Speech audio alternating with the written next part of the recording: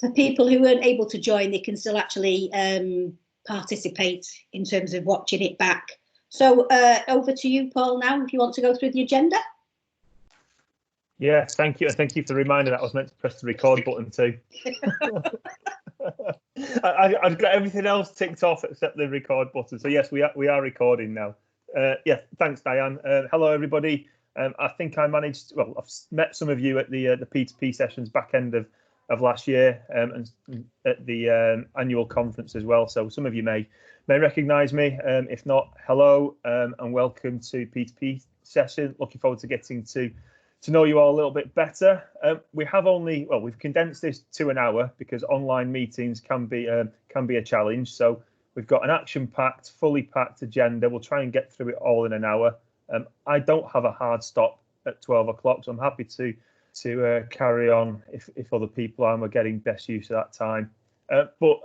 Yeah, in terms of agenda, so we've got a little bit of objectives from the Shared Service Forum, and we've got a couple of guests as well. Meg is on the call as well, but I'll talk to that. We've then got some objectives for the P2P forum itself, and myself and Diane will take you through those. And then a bit of an open session really around how's P2P coping in current COVID climate. We'll have a couple of discussion points, and hopefully Slido will work. It's the first time I've used it, and first time I've used it remotely as well. So hopefully we'll use Slido just to prompt a bit of conversation and sharing and knowledge around that space. And then Diane will give us a quick update as well on future plans for the P2P network over the course of the year.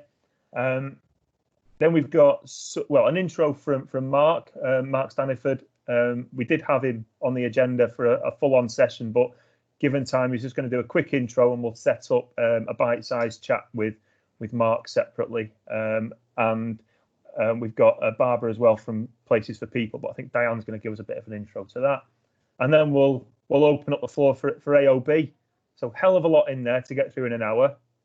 Appreciate sometimes on video conferences when everyone starts to talk over each other, it can get a little bit noisy. So please use the chat functionality as well if you want to raise a question, or if someone's pausing for breath, usually me.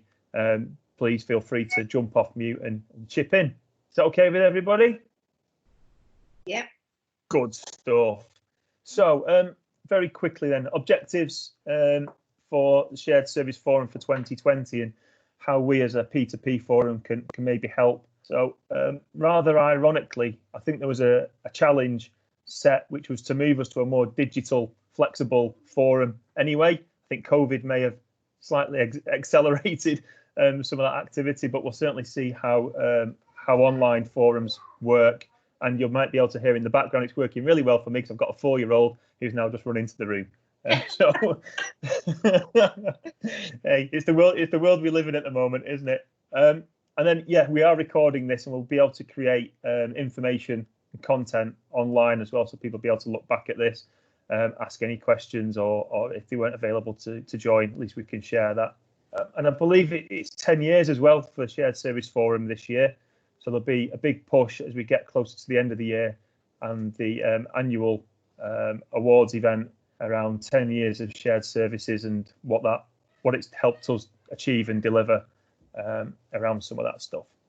But from a P2P forum objectives, which is ultimately the one I'm really bothered about, because that's the one we have most influence on. So I've set myself and Diane some pretty challenging objectives. So we certainly want to be able to grow this forum over the next 12 months. That can include, trying to get more people engaged with us, more businesses, more representatives across the P2P network, and then re-engage some of those probably lapsed members as well. Just find out what wasn't working for them, how can we get them re-engaged, and really create a truly connected P2P forum as well. And I want to look at how we can really enable collaboration as well, not just within the quarterly forums, but collaborate outside of them. How can we make those connections either through the Shared Service Forum discussion chats, or just through me and Diane, or direct with one another? And that kind of builds on to the third one, which was create that culture of shared knowledge. I guess that there may be challenges around market sensitivities and competitive edge and some of that stuff, but where there aren't, can we really create a culture of shared knowledge and learning using the facilities we've got available to us, like web chat, like the forum discussion boards and things like that. And then personally, well, for me and Diana anyway, I'd like us to become the most engaged forum across the shared service forum. I don't quite know what that looks like yet, but I think at the end of this, as part of Slido, I've thrown in a couple of extra Slido questions just around how you found today and what more you'd like from Diana and myself, because ultimately we're here to help you guys deliver your day-to-day work, but help each other as well, and we're just the facilitators of that, really. So they're the objectives I've set. Hopefully everyone will help us achieve those and they resonate a little bit with you. If not, feel free to drop some stuff in and ideas in the chat, and we'll certainly consider those. Diane, do you want to just take us through some of the future stuff? Yeah, so the events that are happening, so for purchase to pay specifically, the next meeting is the 10th of June. Now that should be at McBride, but I suspect it will be done in the same vein as this one, so probably an hour and a half virtual meeting, but we'll try and keep to the 10th of June as the date, because that's already in everybody's diary. The next one is the 16th of September, which is at SPX, so hopefully that will actually be our first face-to-face meeting of the year. But the thing to remember is, even if you're a member of the Purchase to Pay network, it's not just about Purchase to Pay network. You can join all the other networks if you want. So, for example, on the 12th of May, Order to Cash have got a virtual meeting. On the 14th of May, Operational Excellence and the Digital are joining together to do one. Now, particularly for Purchase to Pay, Operational Excellence, because I know Kian Stable from Lonza's on the call, and he's actually he's a source to pay, purchase to pay specialist, but he works in the operational excellence arena. So, those networks are obviously very valuable to join as well. In terms of the conference, so the conference is the 10th and 11th of November this year, and it's at the Point Emirates Old Trafford. Now, remember, that's the cricket ground, not the football stadium. So if anybody wasn't familiar with Manchester, we're certain. On the 10th of November, that will include a 2 to 3 hour session. We've not got the times yet, but it will include a 2 to 3 hour P2P network session. So we'd like to theme it really. So I think last year we themed it around benchmarking and reporting. So we'd like to theme it again around a topic. Now, if so suggestions would be gratefully received, but equally, if you're struggling for topics, if you go to the Shared Services website and look at the resources for the 11th of September last year, you'll see lots of photographs of flip charts and things that I took, which has got lots of topics on there. So if you want to go and have a look at those, and then give Paul and myself your suggestions of what topics you would like to cover or what theme you would like us to cover at the conference. Now, I know it's April and the conference isn't until November, but to be honest, we do need to start making some plans, certainly in the next couple of meetings, so that we've actually got something ready for the 10th of November. And don't forget as well that as part of that conference, I think Paul alluded to it, there will be the awards ceremony probably on the evening of the 10th. And the awards are community, evolution and leadership. And there was also a new one last year called Tomorrow Now. So now's the time to start thinking about who you would probably like to nominate. I mean, I'm not saying that you put nominations in yet, but start thinking about them, what people have done, and how they've contributed to one of these 4 awards. So I think over to the next part of the network, which is the discussion. Thanks, Diane. Thank you. Anybody got any questions so far? I'm just conscious when we're not all in a room and catching eye contact, it's difficult for people to chip in. Fine. Okay. So this is the true purpose of this session is to share our current challenges, successes, even during this lockdown period, and how we're all coping either as a function, individually, how our teams are coping, and just to share just to share experience and knowledge, really. I am going to now attempt to set up the Slido. So if everybody's got Slido either on their mobile devices through the app or has got access to Slido through the web browser, the Slido reference for this one is hashtag PTP 3004. And to kick things off, here we go. This is where technology is going to let me down now, isn't it? So I'm going to try and navigate my way into the Slido page, he says, by sharing my screen. Here we go. So hopefully first question should have appeared on Slido. Yeah. Which is as a result of COVID-19 and the imposed restrictions on non-essential worker movements, what impact has that had on your ability to support P2P in your organisation? Now, Slido is one medium we can use to share that, but I'm also happy for people just to chip in through voice as well, if anyone wants to. Deathly silence, tumbleweed. Well, I think everybody's busy typing, are they, into the phones? So the question is, as a result of COVID-19 and the imposed restrictions on non-essential worker movement, what impact has that had on your ability to support P2P in your organisation? So there's the question. Now, we've got it on the screen. Phew, I'm glad you saw that. No, nothing yet. I think, Actually, sorry, it's Helen. I may as well talk. I'll be quicker to talk through mine, I think, than typing. Yeah, go on, Helen. Well, we're all working from home, as I'm sure a lot of people are. All of the AP and, in fact, all of finance for Guinness are working from home. We are managing. I think a lot of people are absolutely. I don't think many people initially liked it, but people are settling down now, and we're managing to do our key things like the payment runs, releasing invoices. I think everything is slightly slower because we're used to working with the 2 monitors, and now most people just on a little laptop. But all in all, I think considering, I think we're doing quite a good job. Well, that was a question I had for you, Helen, actually, because I know from having worked at the Guinness Partnership, everybody was on desktops. Nobody had a laptop. So, how did you have to go about that in terms of getting everybody working from home? The people who have their own personal laptops, they are using their personal laptops.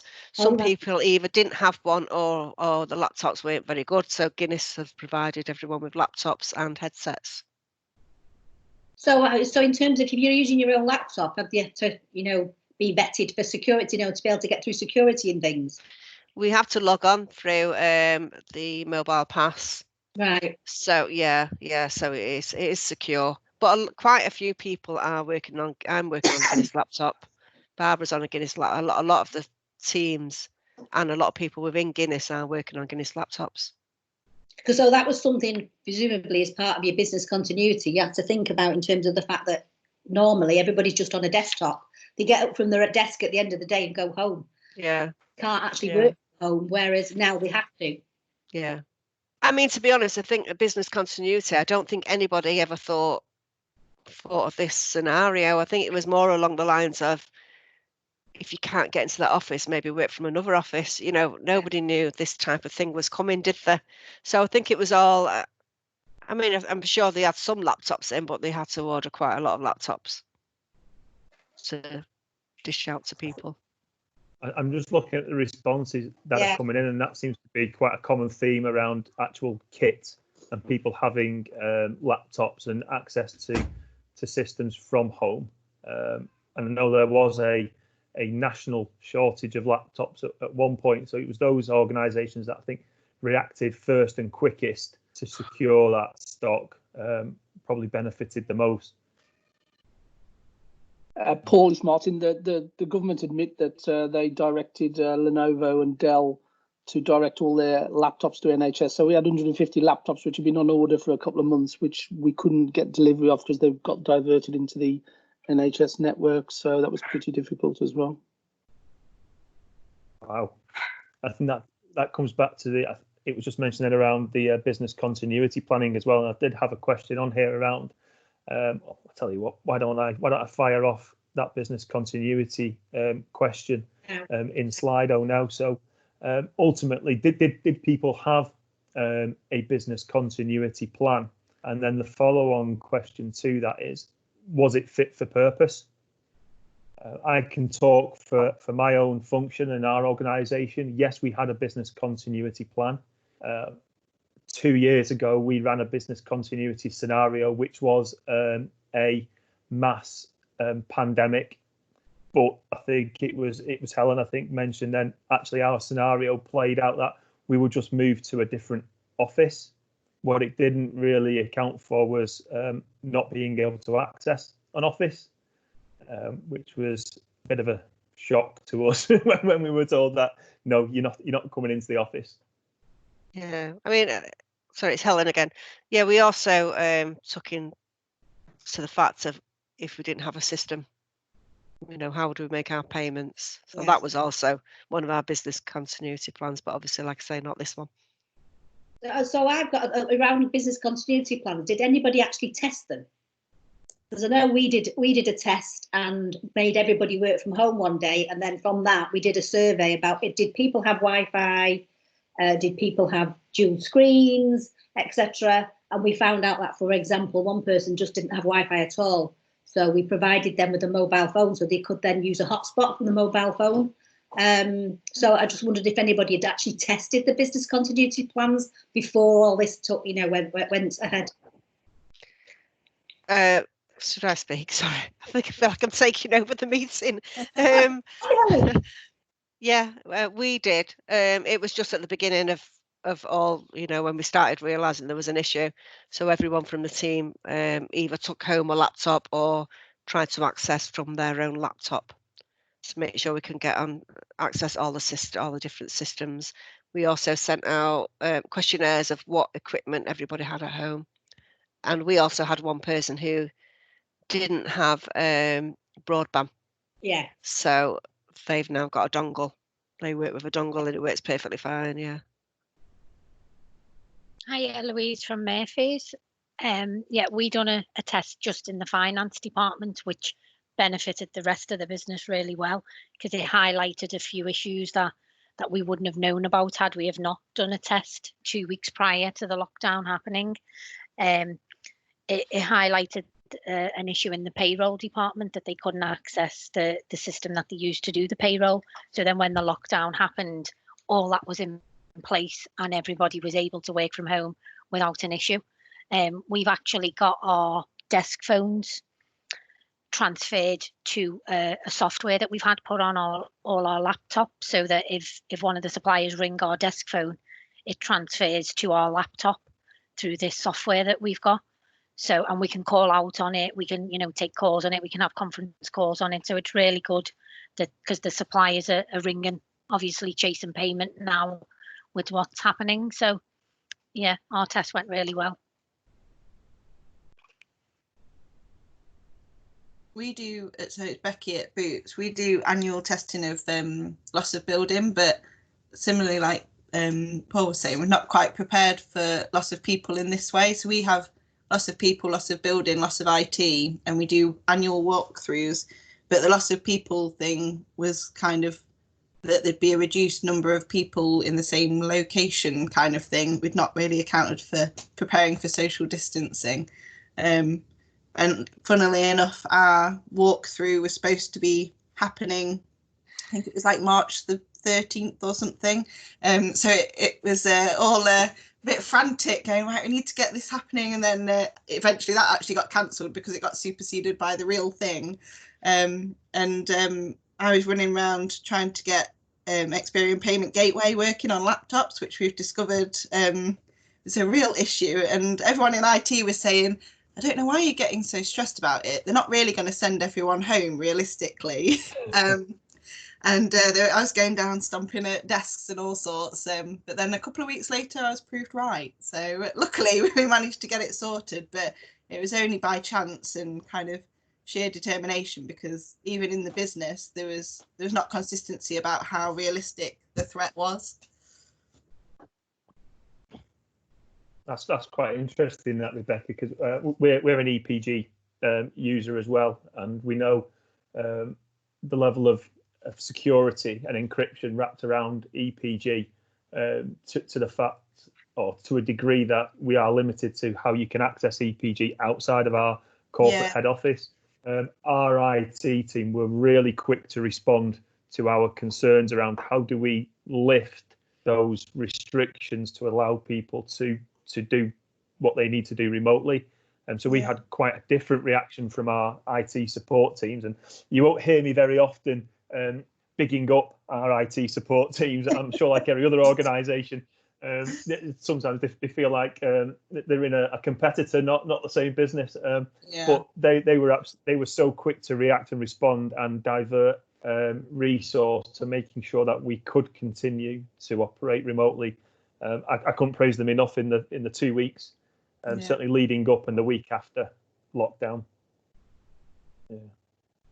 It's interesting. I'm just going through mentally what people were saying there, and everyone's kind of spoken to the technology challenges of the imposed lockdown. Is anybody experiencing any mental or emotional challenges, and how are you finding managing a team remotely? That's an interesting one, Paul. We certainly had a couple of people that had some of those challenges. They found it really difficult working on their own at home with no social interaction. Obviously, we have an EAP, but I found it more difficult to connect them to the right service to try and get them that right help. So we ended up doing personalised calls with them like this, like video, 2 or 3 times a day, checking in with them, trying to give them no pressure about the role that they were trying to do. So giving them lighter duties, something simple to do. And about 3 people, I think, out of there's about 200 that were certainly in that vein, and have carried on to be that as well, which is the interesting part. So we haven't, whilst we've been sort of working with them through the process, trying to make sure that they're okay, you can still see today that they're still vulnerable in that way. So Martin, is this people who are actually on their own? So basically going out to work is normally their interaction with other people. When they go home, they don't interact with anybody because there's no interact with. Yes, it is, and also one of the people. Is the interest? It's absolutely that, Diane. One of the people that's worst affected by this is quite vulnerable to be in this situation as well. So she will be one of your team that you would sort of say, no, we don't want her back in the office because she's vulnerable. There's various things that's going on in her life. But generally, when you actually go to the root cause of it, is they're either on their own, in a flat, parents miles away, so they've got no interaction or very little interaction. It's really, I mean, we've tried a number of things. So we did, we've done all the usual, there's quizzes throughout the day. And then we did an evening pub quiz where we delivered some wine to them through so everybody got a bottle of wine. So they could all have a sit down and chat. And they did a quiz, and then we did a music thing. And so we spent about, I think in quizzes over the last, day 28, I think we spent about probably 20 hours across the piece in various quizzes or taking stuff off the job to actually do the interaction with. So it's been quite good, and it's helped. I just don't think it's fixed the people that are in that mental state. I think they're still in that state, and I think there's some work for us then to try and do when we get them back. When we do get back with them at work, it's quite interesting. We do have a couple of people that are actually the same. They live on their own, so they're not really having any social interaction, and that coming to work is their social interaction. So they're struggling a little bit. I mean, for me as well, I find working from home okay. I'm fine with it. Technically, it's better than work, I have to say, So, and I'm a bit like Paul, they do feel like the competitor, the IT teams, many times. But technically for me, but I was sat here the other week. This is now into week 6 for me. I actually had the virus in the very first week. So the very first week I physically had COVID, and I was really ill as well. At one point, I passed out and was taken to hospital, so it was pretty rubbish for me. But I was talking to my wife, and we've got a reasonable amount of space here in Cheshire, but I haven't left the house many times. Gone to the local village twice, but in 3 or 4 weeks where you're just constantly moving around, and for me, I've been traveling up to Edinburgh and back and all that sort of stuff. You just forget how much of that interaction has just gone, and I think it's going to be really difficult to exchange and change. I think the other difficulty as well, we noticed a lot of difficulty is really about working out what the plan to go back is. So we finished our COVID exit plan ready. But when you actually look at some of the bigger organisations or organisations that have got people, there are people businesses. So my wife's the director of an hospital, so she's always good for me to look at. But we won't be able to get everybody back every week, so we wouldn't have the space to do that. So we're sort of looking at a program about working in the office one week and then working at home another week. So that change of process, I think, is going to be really difficult. And any of those that were in that sort of mental sphere, that's just going to be really harder for them. So we're just going to have to really consider how that works. And I think that exit program now, trying to get back, is really going to be important, because people will have thought that's my job, that's my work, that's where I go. And now all of a sudden that's changing. I'm only going to go there once a week. Why doesn't he want me to come there the second time? And all that sort of stuff. Anyway, just a few thoughts from me, Diane. Paul. Just for those who haven't got the meeting chat open, Paul sent another Slido question out. Thanks, Martin. It's great to hear as well that you've fully recovered. I'm sure that was it was quite a horrible time for you as well at the start of this. Yeah, I've had a few people ask me what it's like. I can only tell you what I know. I passed out twice. It was like getting run over by a bus when I first had it, and I was travelling back home as well. And I passed out at the railway station. And then I managed to, someone managed to see if I was okay, and then I gave them my phone to ring my wife. My wife couldn't pick me up, and that was all fine. But the worst bit is so for me, I was quite slow on the incubation process. So I just had terrible sore throats before, and I wasn't aware. I just thought I was having a flu or a cold or something. But then when he teaches you the temperatures, my blood pressure was 201 at one point, and my temperature went to more or less 4. Wow. Really, really, the combination of those two things. So it's like a bus is itching. That's crazy. Wow, scary, very scary. You touched on a couple of interesting points as well, Martin, while you were talking there around the ongoing challenges of supporting the team remotely. So I'm sure any of us that have got teams to manage, we're trying to use technology, things like Teams, Zoom, to have that face-to-face interaction, and certainly keep it light-hearted as well. So I'm seeing lots of quizzes going on. If I'm honest, I'm all quizzed out. I think I'm about 4 a week at the moment. And you have to maintain your levels of enthusiasm, but by the time it gets to Saturday night and you're on your 4th quiz of the week, it's difficult. And I think something my team have done as well is Friday afternoon drinks as well. So about 4 o'clock, those people that want to jump on a Teams call and just have a glass of wine, a gin and tonic or a bottle of beer, and just chat about the week or anything else, is proving very cathartic as well. Yeah, I agree. I mean, some of the lads have gone into it in a different way. So instead of doing the quizzes, we've gone into the best football team. Is it Brazil 66 versus England? So you've got like a whole heap of people jumping on that bandwagon, which is great if you're into football. So then you've got to try and explain your way to. But anyway, you're right. I'm quizzed out as well a little bit. So. And I'm in a space now where 7th of May is when we're expecting the latest update from government and from Cobra around what lockdown will look like beyond then. And I'm sure we're all giving thought to what that means for us as individuals and what that means for our operations and our organisations.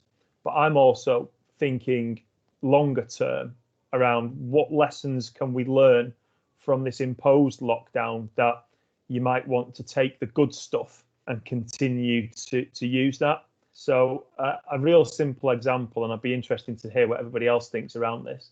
If I'd have asked my team 3 months ago, I want you all to work remotely now for the next 2 months, they'd have looked at me like I've got 3 heads and said it's impossible. Yeah.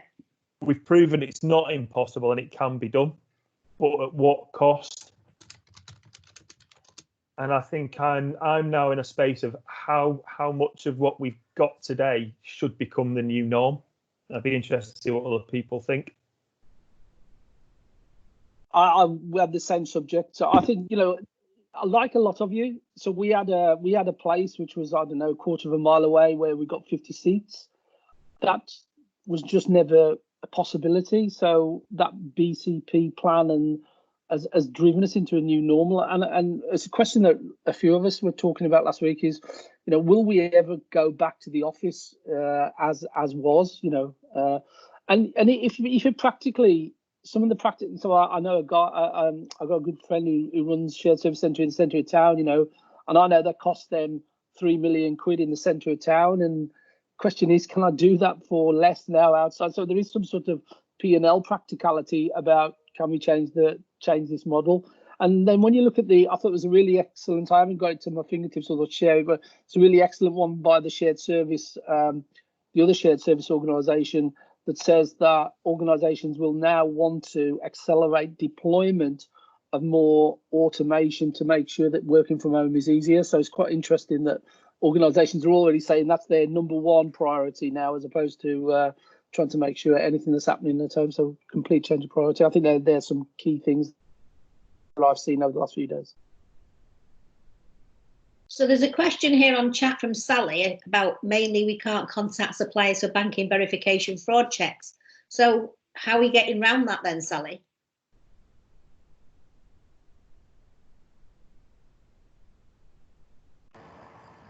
Hi. Hi. Currently, we're using telephone, trying to contact them, but we've had to rewrite all of our procedures. So we've had to speak to internal control and ask them, if we email this supplier, is that valid? Is it okay? Because normally when we change bank details for a supplier or have some other issue, but some other critical change, we like to speak to them on the telephone, and we've got a comprehensive process. So we've tried to email them, and we've used independent verification from the internet, and that's what we've done mainly. But a lot of the people, they're actually not used to getting back to us. It's strange because we speak to people in Belgium, Germany, the UK. We've got countries all over. They're not used to being contacted in that way, and they treat the email as spam. And I think because everybody is up, you're looking for fraud, I think that they think my email is a fraud email or my team's email is a fraud email. It's not. We're actually trying to, predict what fraud is and try and reduce it. So yeah, we found that quite challenging, but we've been able to change our procedures slightly with internal control and change to email. Maybe when we email the supplier, we're telling them we've got an invoice number or we've got an account number, just to give them some peace of mind. But their fraud attempts, we've noticed, have gone up by, I don't know, like 300%, somebody predicted. So we're getting a lot of fraud attempts. We're in the medical, pharmaceutical industry, and I think that they're targeting us specifically at the moment with masks, with sanitizer. Right. So we have really struggled. I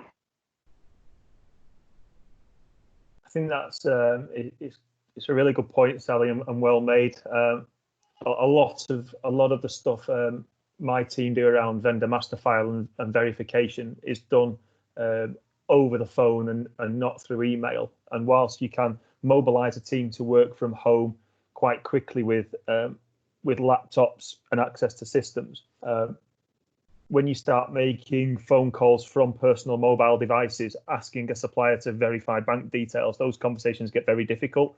I know I'm very difficult when somebody rings me up, even from my own bank. I tend just to assume the worst and not speak to them.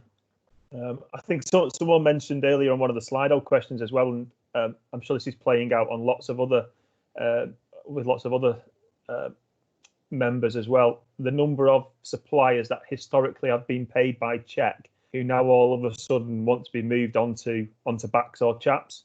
I don't know if anybody else has experienced that.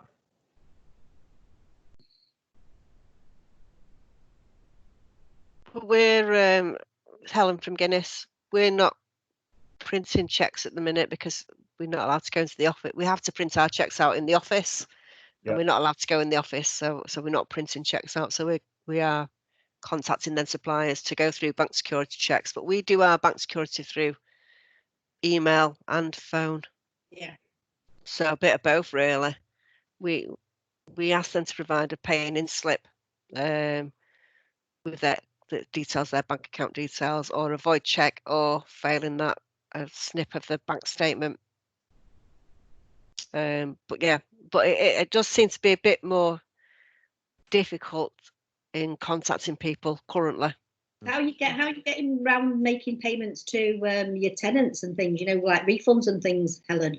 Because that was nearly all of that was done by cheque, wasn't it? Yeah. But we are going more and more. We have been going more and more to backs. But yeah, we can't pay them by cheque, so we have to get their bank account details. Right. Yeah. One of the biggest learnings I've taken from this exercise, and one that I definitely want to carry forward when we return to normal, whatever normal might be, is in an organisation the size of the co-op, change can be quite slow and cumbersome, and we tend to tie ourselves up in governance and checkpoints. We had to very quickly stand up a new supplier onboarding process to accommodate the number of suppliers that were wanting to move to electronic funds transfer. And we managed to stand that process up in less than 72 hours. Normally that would have taken me weeks and weeks and weeks, and lots of forums and lots of approvals and lots of checks and balances. So that's definitely something I'm going to be making sure that we continue to push for, is to be an agile or operate in an agile change way and not force ourselves to follow lots of governance and checkpoints. Kevin from SPX has posted an interesting answer to this. We pay US suppliers via check online. That's new to me. Kevin, do you want to give some insight? I think it's just maybe the definition of the way I've put it. So we use a US bank basically, which is all. So we run the standard F110 payment program out of SAP as usual. We upload a file to I think it's JP Morgan Chase, and based on our master data and what we put in the upfront process, JP Morgan then automatically spits out a series of checks which we can send online instructions to basically overnight it to for a rush payment. Or basically they just put it in the US mail, and I think it takes 2 days. So I think it's a process that fortunately enough we've managed to. We put it in about 3-4 years ago when we took on the US operation out of Manchester. But yeah, I think that's the one benefit of the online aspect. Because I know, Helen's point, they actually print the checks. They have a check printing machine in the office and print them in the office and dispatch them to the office. And obviously they can't do that at the moment. Go to the office. So that's an alternative. Yeah, we had that challenge. I think when we first took on the US, is that we, don't ask me why, but we ended up printing checks to a printer in an office in the US. And then we had to phone someone up straight away and ask them to run 100 meters down the office to make sure that the 87 checks we'd sent balanced with the 87 check prints that we got at the supplier. And there was a lot of reluctance and, distrust in terms of initially when we were on onboarding the process and the people themselves, that, how can we trust effectively a system where we don't see a physical check, and how can we put ourselves in a position where, okay, when payment terms are are coming up, that effectively we push a button, we upload a file, we approve it in a bank, and then magic happens, and then effectively, between 2 and 5 days later, our creditors are effectively happy. So I think it was a massive hearts and minds game that we played, but eventually we got where we needed to be, and I think the benefits are, we're seeing the benefits now, shall we say? Yeah, because the US still like the checks, don't they? By God, yeah. We've tried our best, but I think even me being quite insistent on some things across P2P, I think that's a battle I have well and truly failed. Yeah, it's one of the few areas where the US have payment capability, which we can be a little bit envious of, because I tried to explore how we can create an electronic check in the UK with our banking partner and our P2P service provider, and we couldn't. They could do it for the US, but they couldn't do it for the UK market. Well, Kian's just posted something about Citibank. Kian, do you want to explain a little bit more about that service? Yeah, so this is in a previous life in Kellogg's. So we used to have a partner, Citibank, and they had a program called WorldLink, and we could actually generate our checks online and get them issued no matter where in the world it was. So also in the UK, but we definitely for use in the US. So you would basically, it works like an online banking tool. You go in, you enter all the information, the postal address, etc., and then you go through your approval line, and then the bank do the work for you. So I guess it's similar to what Kevin just said, what JP Morgan can, but it's a separate part of Citibank. So if you banking with Citibank, ask them about WorldLink. Thanks for that, Ian. I'm conscious of time, but I'm also conscious of the good conversations and the good flow. So unless anybody's got any objections or anything else they really want to raise, I was going to just move us on to next agenda item. So I'll just give anybody a moment if they want to raise anything else. Nothing on chat.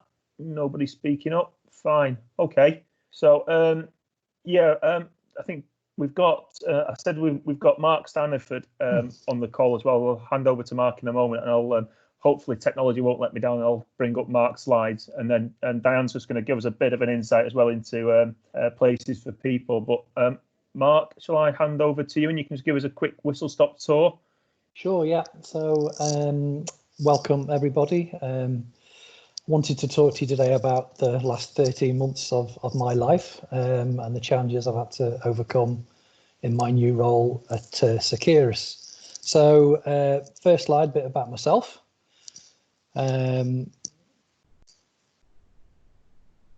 Technology working. We're there, Paul. Can you see it? Yeah, I can see the first slide. Yep. Just move on to the second one. There we go.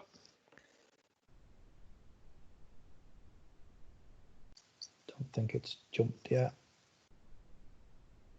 Can you see the second slide yet, or are you still on the first? It moves to the second one. Let me try this. Yeah, there we go. There we go. So appointed the EMEA Accounts Payable Manager at Securus in April last year, and then was promoted to a new role as the Global Accounts Payable Manager in October. So responsible for all 20 entities and a team of 15 split over the three main entities in Australia, UK, and the USA. So I've been married for 20 years to Bernadette. You can see in the photo there, and got two little boys, not so little anymore, eating me out of house and home. I live in Liverpool. I enjoy watching and playing football when that used to be a thing. And I used to enjoy traveling as well, but again, not currently an option that's open to us. Just moving on to the next slide, please, Paul. So Securus is one of the world's largest influenza vaccine companies, part of the CSL group formed in 1916.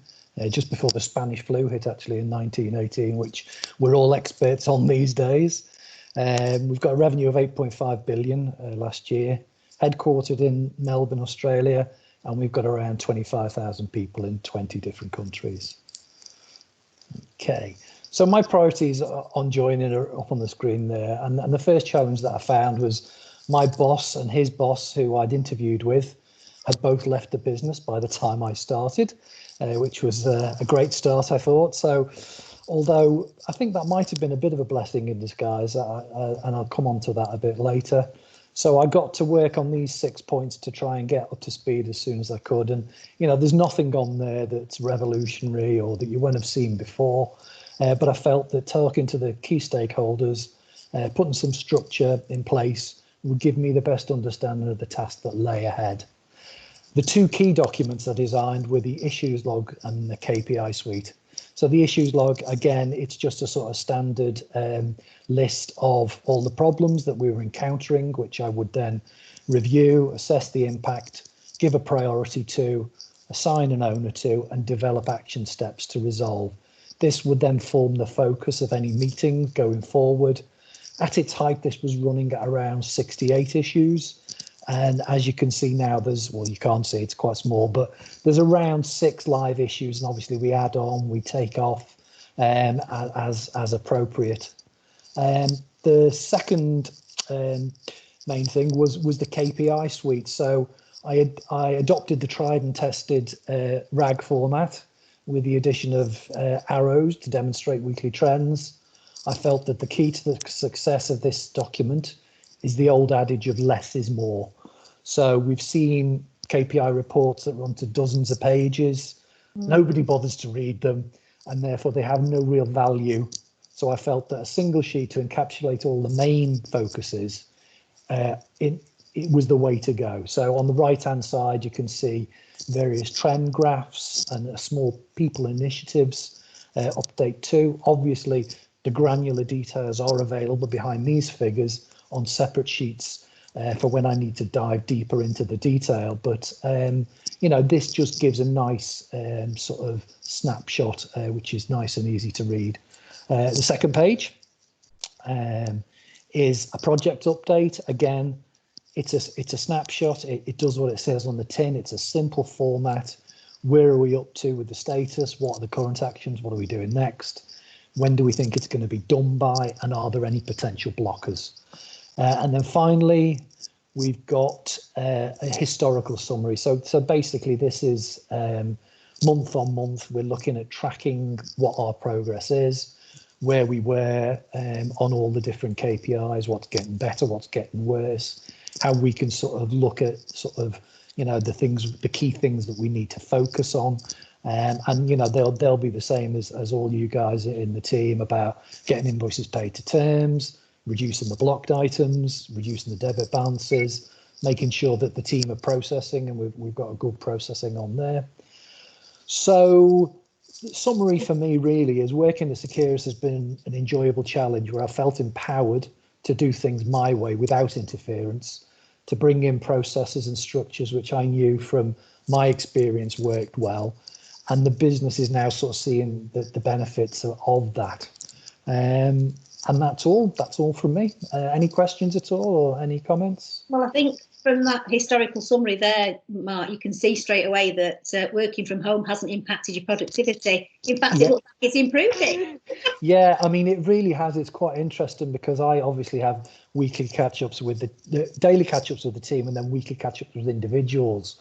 And we've got into a good routine whereby we're saying, OK, let's look at the age creditors, let's look at the aged items, what are we doing about it? And they know what to expect. So that it's very much, you're going to be left on your own for a week.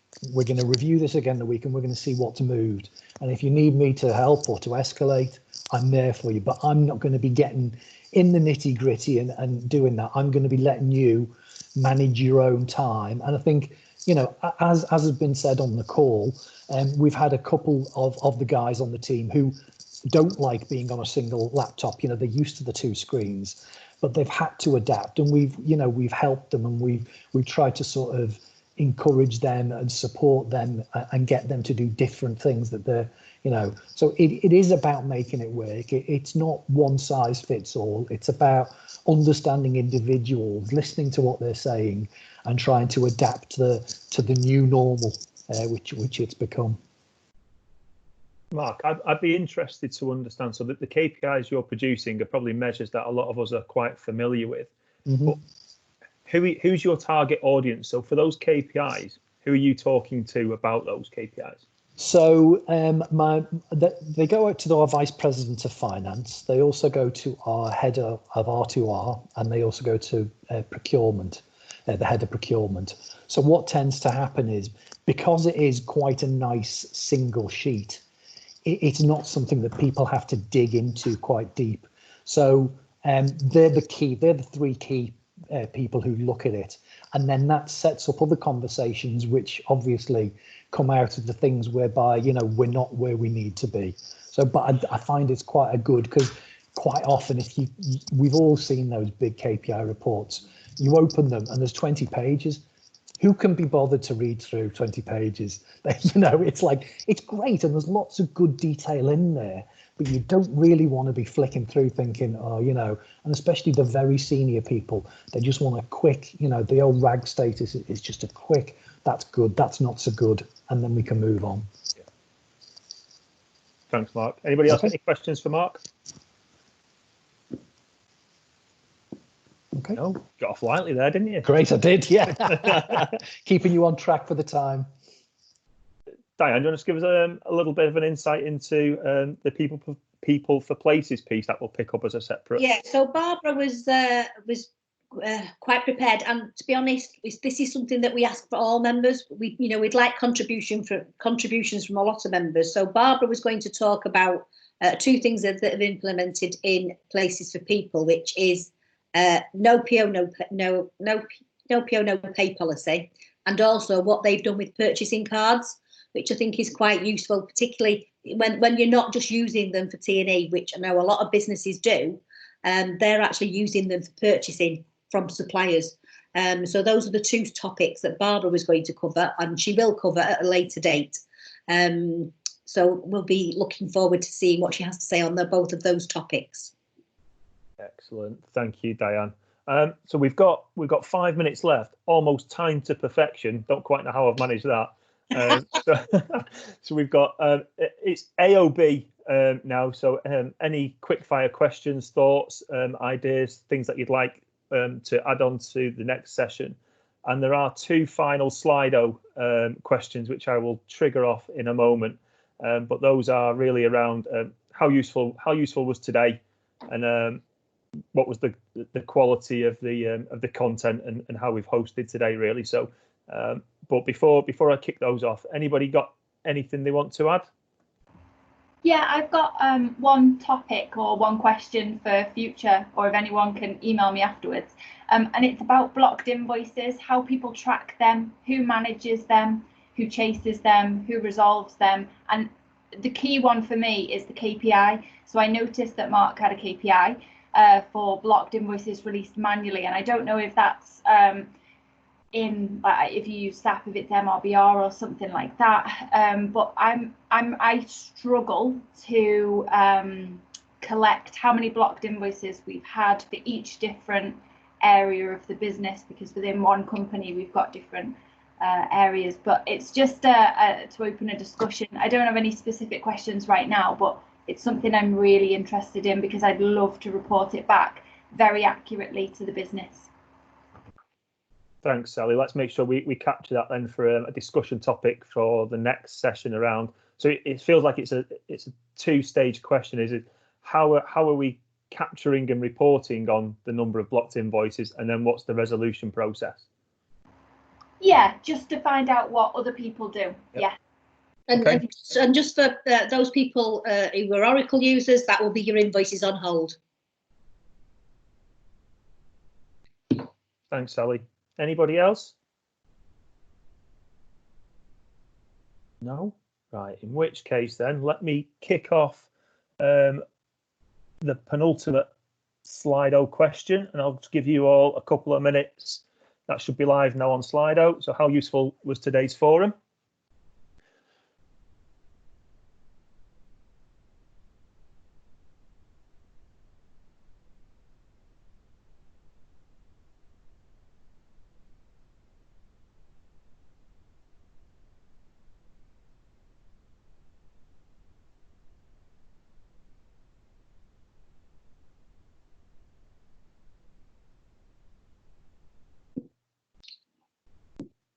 Okay, everybody done with that one? And then the final one before we wrap up and close.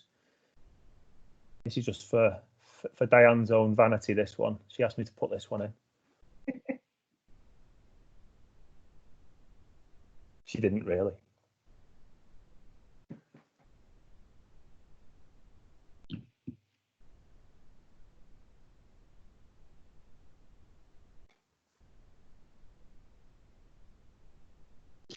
I've done mine the wrong way round.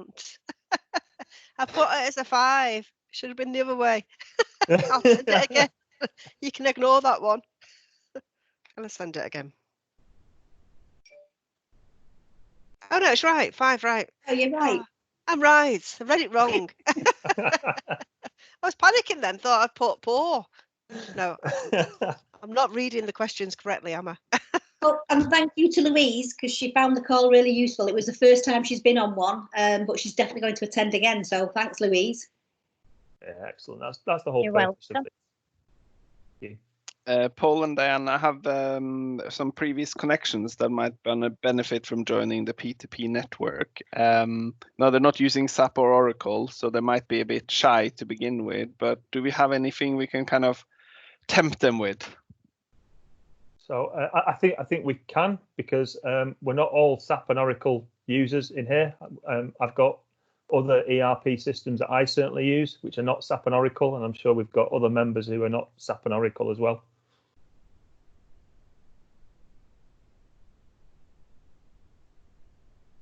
I'd also go as far as to say as well, a lot of what we talk about is system agnostic anyway. P2P processes tend to be the same regardless of the end solution. Paul, am I okay just dropping my email on the chat? Is that okay? If you're Just happy, yeah, if you're I'm happy fine. to do that, Mark, yeah. Cool. Yeah, so I think just to wrap up for me, before I'll let Diane close, was one of the objectives I wanted to do was to really create that environment where we can share collaboratively, we can reach out to each other. There are different ways we can do that. So I've said on the shared service forum website, there is the discussion page where you can post questions up and people from this network can post answers. You can, if you want to and wish, share individuals' email addresses and reach out to each other individually. Or I'm sure Diane won't mind me saying this. If anybody wants to drop Diane and I a question, we can more than happy then facilitate the cascade of that question out to forum members and consolidate responses back. Absolutely. And if you need to know anybody's email address, then just look on the website, because if you go into the network members and all the members, so like Mark at Securus, if you look up Securus on the website, it will actually detail his contact details on there as well. So it's if you want to find how to contact somebody, use the website. It has lots and lots of useful information on it, and also going off what Meg's just said, Kian. If and the same applies to any other members, if you've got contacts who are not members but would like to be members, then just drop Lindsay or Meg a note and they can have a discussion with you. So thank you all. Yeah, thank you all for joining today. It's been really useful. It's been very informative, and thank you all for taking part. And we'll see you or speak to you all in June. Thanks everybody. Thank you very much. Thanks, Paul. Bye. Bye. Bye. Bye.